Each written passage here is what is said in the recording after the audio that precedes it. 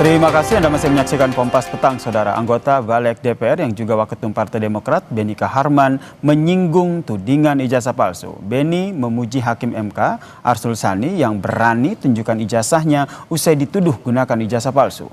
Momen ini terjadi saat Balik DPR menggelar rapat bersama dengan Kemendikdasmen dan juga Kemenak yang membahas hasil pemantauan dan juga peninjauan Undang-Undang Guru dan juga dosen di gedung parlemen pada Rabu lalu. Beni memuji Hakim MK Arsul Sani yang berani menunjukkan ijazah usai dituduh menggunakan ijazah palsu. Dikasihnya paling sedikit gitu loh. Ya. Setengah menit ke belakang dulu Pak, dulu Pak ya. Ada juga saya tahu yang bisa beli itu sertifikasi. Mungkin ada yang palsu lagi. Palsu. Ya kalau itu sih ijazah aja palsu ya, apalagi sertifikasi. Teman saya, Pak Menteri, Hakim MK dituduh ijazah palsu. Iya. Sahabat baik saya Pak Arsul Sani. Tapi hebatnya dia tampil di depan tunjuk itu ijazahnya yang asli. Nggak kayak yang lain.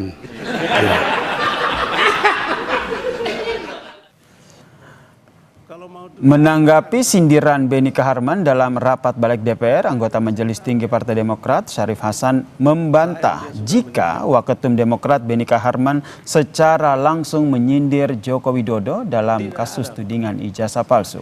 Menurut Syarif, pernyataan Beni merupakan bentuk fungsi dan tanggung jawabnya sebagai anggota DPR dari fraksi Demokrat. Ia meyakini Beni tengah memberi contoh penyelesaian isu yang berkembang di masyarakat. Ia pun tidak mempermasalahkan jika ada spekulasi yang muncul dari pernyataan Beni Kaharman ini. Sebagai kader Partai Demokrat yang berada di legislatif, apa yang disampaikan itu merupakan fungsi dan tanggung jawab sebagai seorang anggota DPR yang tentunya dari fraksi Partai Demokrat. Secara tidak langsung bukan Pak Jokowi, tetapi itulah apa yang disampaikan itu yang dilakukan oleh Pak Arsul Sani itu merupakan contoh apabila terjadi diskursus di masyarakat, dan itu adalah merupakan hal yang terbaik untuk dilakukan. Saudara, tersangka kasus dugaan fitnah ijazah Presiden ke-7 Jokowi, Roy Suryo CS, dicekal ke luar negeri. Para tersangka dicegah ke luar negeri selama 20 hari ke depan dan dapat diperpanjang hingga 6 bulan ke depan. Pencekalan tersebut dilakukan usai 8 orang resmi menyandang status tersangka. Kabid Humas Polda Metro Jaya, Kombes Budi Hermanto, mengonfirmasi pencekalan ini. Menurutnya, pencekalan berlaku selama 20 hari mulai tanggal 8 sampai 27 November. Jadi pencekalan oleh penyidik itu dikirimkan untuk ke 8 yang berstatus tersangka. Itu berlaku selama 20 hari dari tanggal 8 November sampai dengan 27 November 2025. Tetapi akan diperpanjang untuk pencekalan selama 6 bulan ke depan. Ini surat masih akan berproses untuk pencekalan kedua. Jadi untuk Roy Suryo CS sudah dicekal. Ya tentu semua tersangka dicekal. Saya sih senyum saja menyambut statement bahwa dicekal ya, toh bukan tahanan kota.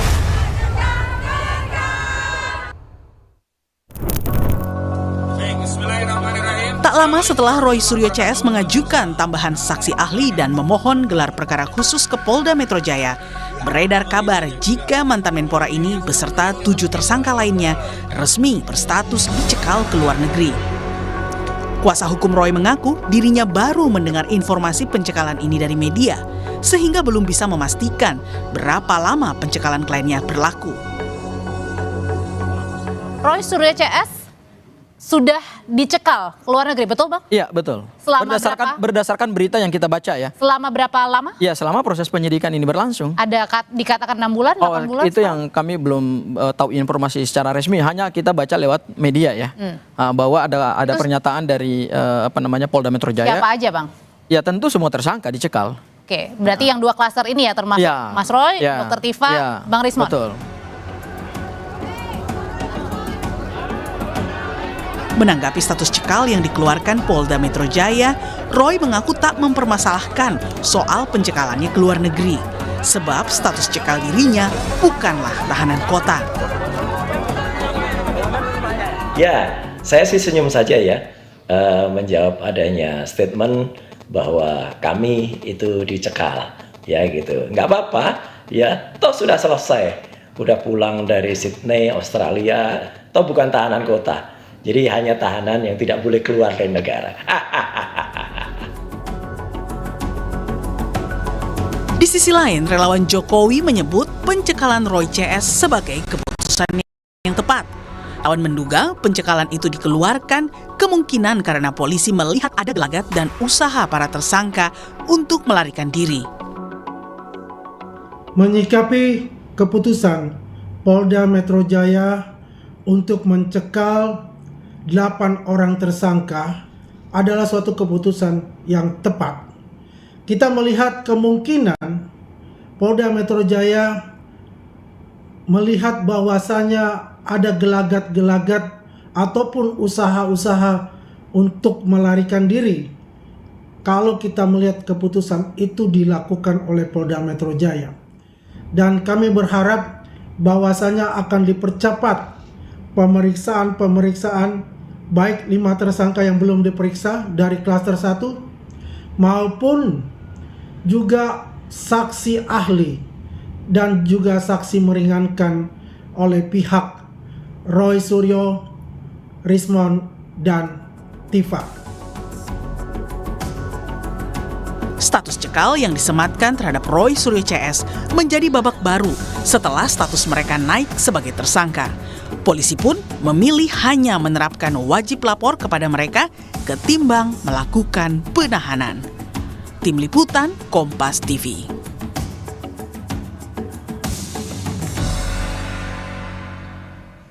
Saudara, Polda Metro Jaya pastikan tersangka kasus fitnah ijazah Jokowi, Roy Suryo CS, dicekal selama 20 hari ke depan. Lalu, akankah pencekalan ini akan menjadi pintu penahanan Roy Suryo CS? Kita bahas bersama dengan kuasa hukum Roy Suryo CS, Bang Abdul Ghafur Sangaji, dan juga Sekjen Pradi Bersatu, Mas Ade Darmawan. Selamat petang, Mas Bang Sangaji, Mas Ade. Selamat petang, Mas. Selamat petang. Oke, saya ke Bang Sengaji dulu. Bang Sengaji, kemarin kan kita tahu bahwa Roy Suryo ini mengajukan saksi dan juga ahli tambahan ke Polda Metro Jaya. Nah, apakah pada saat pengajuan itu status cekal ini sudah dikeluarkan oleh Polda? Kami setelah ke Polda Metro Jaya untuk wajib lapor dan kemudian mengajukan permohonan untuk dilakukan gelar perkara, termasuk juga mengajukan daftar nama-nama saksi meringankan dan ahli meringankan. Itu kami sama sekali belum tahu kalau Mas Roy bersama 7 tersangka lainnya sudah dalam status dicekal gitu. Kami baru baca itu lewat media, Mas. Oke, dan sudah ada konfirmasi ya dari Kabid Humas Polda Metro Jaya ya, akan dicekal selama 20 hari ke depan. Kemudian kalau kita lihat itu konfirmasinya lewat media ya, Mas ya. Oke, kemudian Bang Sengaji, pencekalan itu kan biasanya karena ada pertimbangan penyidik nih. Pertama, khawatir tersangka melarikan diri atau menghilangkan barang bukti. Nah, apakah klien Anda ini punya kecenderungan akan melakukan hal itu?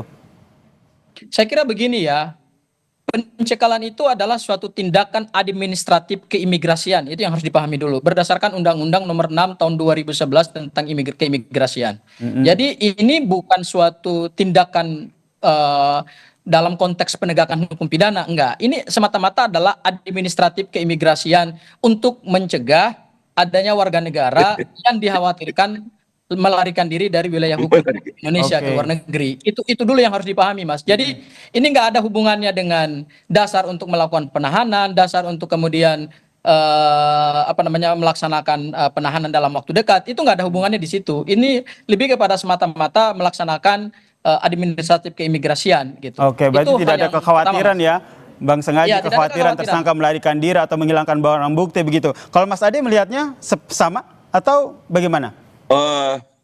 Jadi ini kan persoalan ini kan memang kita lihat. Jadi kalau saya sih melihatnya ini memang ya sudah dekat lah ya. Kenapa saya bilang sudah dekat? Dekat kemana Karena nih, Mas gini, Ade? sudah dekat lah ini ada sesuatu yang mungkin akan terjadi kepada beberapa tersangka ini. Kenapa saya bilang begitu? Ya, karena pertama adalah pencekalan ini sudah dilakukan. Berarti ini ada hal-hal yang memang dibaca oleh Polda Metro buat dalam waktu singkat ini, mungkin setelah rampung semua setelah rampung semua pemeriksaan, baik itu saksi ahli yang meringankan, kemudian sudah diperiksa juga klaster pertama. Nah, ini kejutan-kejutan dari Polda Metro ini kadang-kadang memang membuat deg-deg sur nih ya kan. Artinya memang seperti itu ya. Kenapa saya perhatikan seperti itu, Mas? Karena gini, kalau ditahan sekarang itu waktunya kan 21 hari saja kan kepolisian itu berhak menahan. Sementara pemeriksaan itu belum rampung. Itu yang pertama.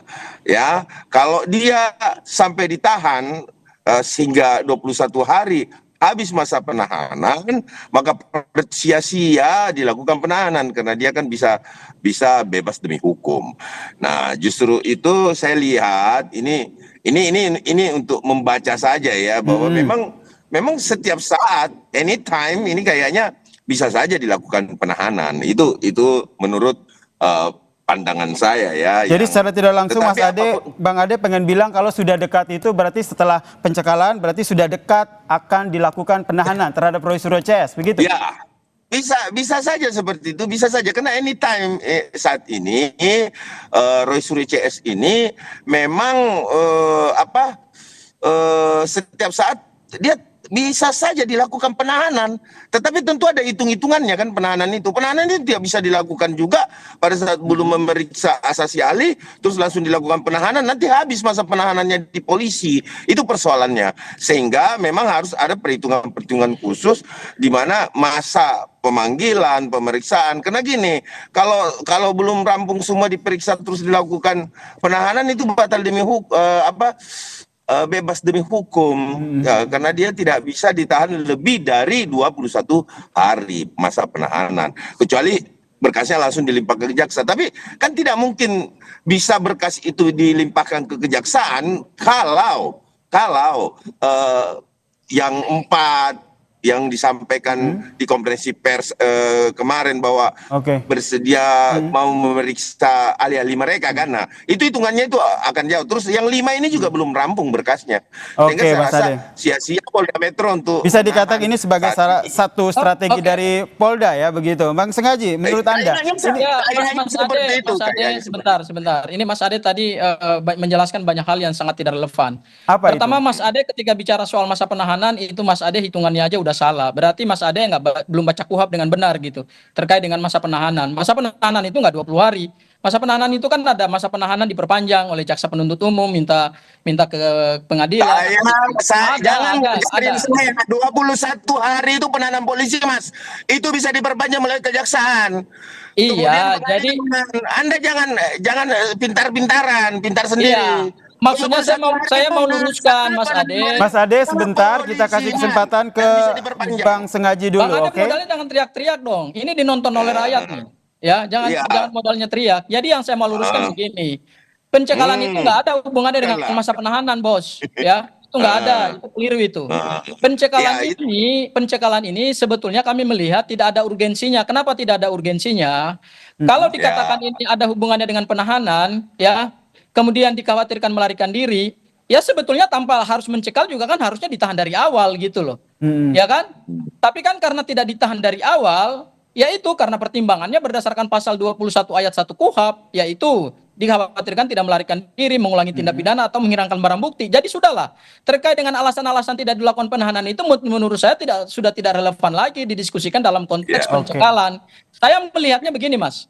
Pencekalan ini justru adalah digunakan oleh penyidik untuk membatasi ruang gerak Mas Roy dan teman-temannya dalam kerangka mencari bukti-bukti baru. Itu sebetulnya esensinya.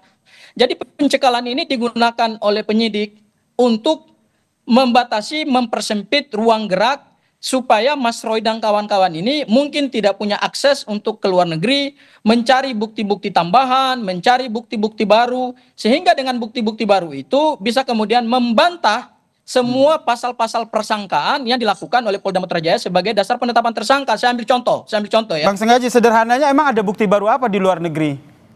Itu tuh bukti itu tidak hanya ada di Indonesia. Bukti itu kan di mana saja bisa didapatkan, dan bukti itu tidak terbatas pada ruang dan waktu, Mas Ade. Ini kita bicara tindak pidana loh. Bukan saya yang nanya, saya nggak nanya.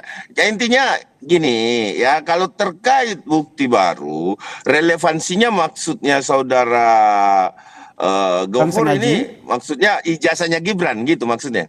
Oh bukan hanya ijazah Gibran, tapi saya ambil contoh misalnya. Saya ambil contoh. Kita kan pernah dihebohkan oleh seorang warga negara Indonesia yang ada di Leiden. Kebetulan dia adalah ahli sejarah di Universitas Leiden. Kemudian dia menyimpan arsip-arsip dan dokumen yang berkaitan dengan dokumen Universitas Gadjah Mada, namanya Dr. Suryadi. Bisa saja kan adanya tambahan-tambahan bukti dari luar negeri yang tersimpan di perpustakaan Universitas Leiden yang menjelaskan tentang satu, data-data Pak Jokowi yang katanya kuliah di UGM. Kemudian juga ada data-data atau dokumen yang berhubungan dengan nama Pak Kasmujo sebagai pembimbing skripsi. Ya, ini kan yang sebenarnya bisa kemudian didapatkan di luar negeri untuk memperkuat bukti-bukti gitu. Jadi kami melihat sebetulnya tidak ada urgensi daripada pencekalan ini kaitannya dengan tidak dilakukan penahanan. Enggak, ini semata-mata untuk membatasi ruang gerak para tersangka supaya para tersangka itu tidak mencari bukti-bukti baru lagi di luar negeri. Bukan berarti sebenarnya menurut Anda itu ya bukan karena memang setahap lagi menuju ke penahanan klien-klien Anda ya, Bang Sengaji ya. Ya, saya kira ini kan mimpinya Mas Ade aja di siang bolong gitu loh. Itulah yang mereka ungkapkan, bahwa ternyata dari awal pada saat sebelum diperiksa sebagai tersangka nanti akan ditahan, kemudian diumumkan tidak ditahan. Sekarang membangun lagi wacana-wacana bahwa Mas Roy, Bang Rismon, Dr. Tifa akan ditahan. Ini kan menurut saya adalah kalimat-kalimat orang frustasi ini sebenarnya nih. Frustasi karena kecewa terhadap hasil Polda Metro Jaya yang tidak melakukan penahanan terhadap para tersangka. Jadi sudahlah Bang Ade, Anda nggak punya kewenangan untuk mengatakan kepada publik bahwa Mas Roy dan yang lain akan ditahan. Oke, silakan Mas Ade. Saya tidak menyampaikan ya, saya tidak menyuruh dan saya tidak menginstruksikan. Pandangan saya, pemikiran saya. Anda tidak boleh membatasi pemikiran saya. Ya kan? Itu yang pertama. Yang kedua, kalau Anda berpikir, ya, saya juga tidak bisa membatasi pikiran Anda bahwa ada dokumen yang dibawa dari UGM dan disimpan ke Leiden. Itu hal yang cukup masuk akal. Bisa saja kan ada memang barang-barang seperti dokumen-dokumen skripsi atau ijazah atau semua mahasiswa tahun 85 itu ditaruhnya di Leiden kan, karena mungkin Leiden dulu pernah ada Universitas Gadjah Mada mungkin di sana. Itu hak Anda berbicara itu. Tetapi apapun itu saya rasa kolerasinya terlalu jauh. Yang mimpi yang siapa sebenarnya. Tetapi kalau saya cuma memiliki pendapat saya melihat bahwa Polda Metro dengan melakukan tahapan-tahapan yang dilaluinya, Bang, ya kan, itu saya memiliki pandangan, oh mungkin saja, ya toh, bahwa ini akan dilakukan penahanan. Oke, mungkin saja akan dilakukan penahanan ya Mas Ade ya. Mungkin saya akan dilakukan penahanan. Kalau dari Bang Sengaji sendiri sebagai kuasa hukum sudah bersiap dengan kemungkinan itu? pencekalan akan berlanjut pada penahanan. Saya kira pencekalan ini adalah hal yang biasa saja. Tidak ada hubungannya dengan masa penahanan. Ini sebenarnya lebih kepada pertimbangan subjektif penyidik berdasarkan Undang-Undang Nomor 6 Tahun 2011 tentang keimigrasian. Ada kekhawatiran dari penyidik bahwa yang bersangkutan akan keluar dari wilayah hukum Republik Indonesia. Tetapi kami kemudian mengkaitkan adalah alasan itu masuk akal karena itu berdasarkan undang-undang gitu. Itu namanya reason by law. Tapi kemudian kami kaitkan dengan adanya motif atau tendensi untuk mempersempit ruang gerak para tersangka mendapatkan bukti baru di luar negeri. Dan ini menurut kami tidak fair. Kenapa tidak fair? Karena tersangka itu kan punya hak untuk mendapatkan dan mengumpulkan bukti. Bukti itu kan tidak terbatas pada ruang dan waktu. Apalagi kita bicara dugaan tindak pidana. Ya kan, bukti itu kan bisa aja dia tersebar di mana saja. Tugas seorang tersangka kemudian dengan penasihat hukumnya adalah mengumpulkan bukti-bukti sebanyak-banyaknya, kemudian menghadirkan itu sebagai bukti tandingan dalam kerangka kita mencari kebenaran material yang berimbang gitu. Jadi bisa saja dengan ditemukannya bukti-bukti baru dari Universitas Leiden atau di tempat lain di luar wilayah Republik Indonesia, ini kemudian bisa memperkuat perlawanan terhadap pasal-pasal persangkaan oleh Polda Metro Jaya, kemudian membuat perkara ini menjadi terang benderang, sehingga nanti kemudian pasal-pasal persangkaan itu tidak terbukti. Jadi kami melihat lebih kepada motif untuk kemudian membatasi ruang gerak Roy Suryo ya untuk mencari bukti baru ya. Mas Ade terakhir.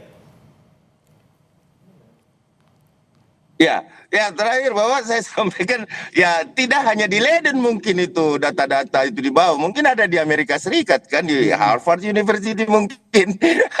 Maaf sambil bercanda ini Bang. Intinya gini, apapun itu haknya Bang ini intinya saya masih memiliki harapan besar. Ya, saya tetap konsisten. Harapan kami ya ini bisa saja dilakukan penahanan Bang. Bisa saja. Ini saya bukan nakut-nakutin nih Bang ya, tetapi kayaknya nih gelagatnya nih sampai ke situ loh Bang. Tapi ya itu terserah Polda Metro kan, kita nggak bisa intervensi dong, itu haknya Polda Metro gitu loh. Ya kan, monggo silahkan. Gitu. Apapun yang terjadi kita siap. Yang jelas masalah penahanan atau tidak ini kita nantikan nih bagaimana langkah yang diambil oleh Polda Metro Jaya ya mengurus kasus ini ya. Sepakat ya soal itu ya. Oke, terima kasih Bang Sengaji, terima kasih Mas Ade Darmawan telah bergabung bersama kami di Kompas Petang. Salam sehat semuanya. Thank you ya Bang Ade ya. Iya, Bang Haji.